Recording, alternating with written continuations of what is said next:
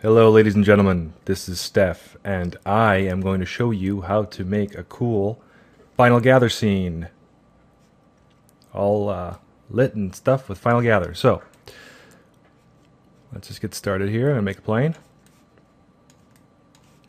We'll get rid of that grid. Okay, so the great thing about using Final Gather is that you can, I don't want to make another plane. You can create some really cool effects, really natural looking effects that you wouldn't normally be able to get with traditional lighting models, such as using various point lights and so on and so forth, unless you use global illumination and the such. But this is really cool. So it's a really awesome and quick way to get set up and create a very realistic looking lighting environment. Okay, I'll get rid of that. Some extra stuff here. Gone. Setting up this scene here. This is actually going to be our light source, this sphere I just built. Okay, so let's give this guy a new material, Lambert white, and we'll make it incandescent 2. And the way you set this up is, I've already gone ahead and did it here, but make sure you're on Mental Ray. And if this is not showing up in here, make sure that you've got the Mental Ray plugin enabled. Where's that guy? That's it. Maya TOMR. Anyway, so Mental Ray enabled in your rendering settings, and you can just start with quality, preview, Final Gather. That'll turn us on and set some default stuff. One important thing you want to do is disable default light. What Maya does is, if you don't have any kind of light sources in there, such as an Omni light or a directional light or something like that, it's going to create a basic light that's coming from the camera angle view, straight from basically forward, head on to whatever you're rendering at the time. So you can see what you've modeled so far. And normally that's disabled when you add a light, but because we're using an object here to light the scene, it's not going to do that, so make sure to turn that off.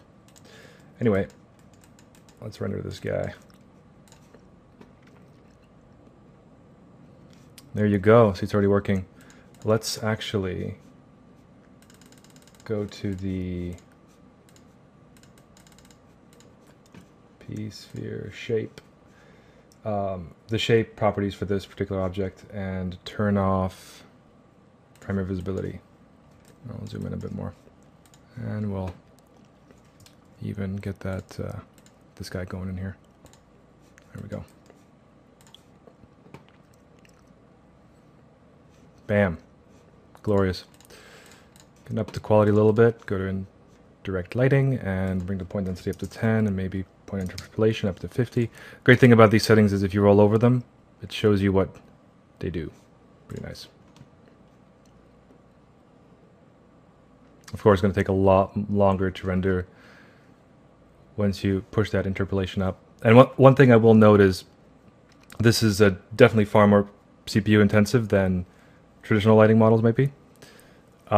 So if you're going to take a scene that maybe you've lit traditionally and start using Final Gather in it, be prepared for a steep performance drop when it comes to rendering these things. Okay, I think this is a little dark right now, so maybe we'll just punch that up a bit more. And actually, let's duplicate this guy as well. Move him over. And kill that stuff. And assign a new material to this one. White, and then set its incandescence to orange. And we'll do it at 3. Bam. And this will show you some really cool effects you can achieve with this. So you can already imagine, just having a very quick look at what this render is starting to look like, the sort of awesome things you're able to accomplish with Final Gather.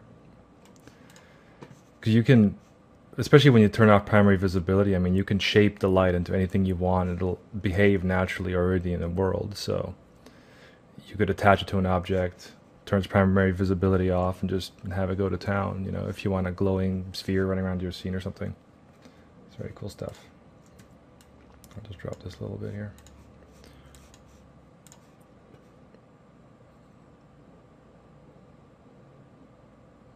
That's a little bit too low, maybe. Let's actually bring it down. Just for fun. Just for fun. Where are we at here? Bring it back to 2. Okay.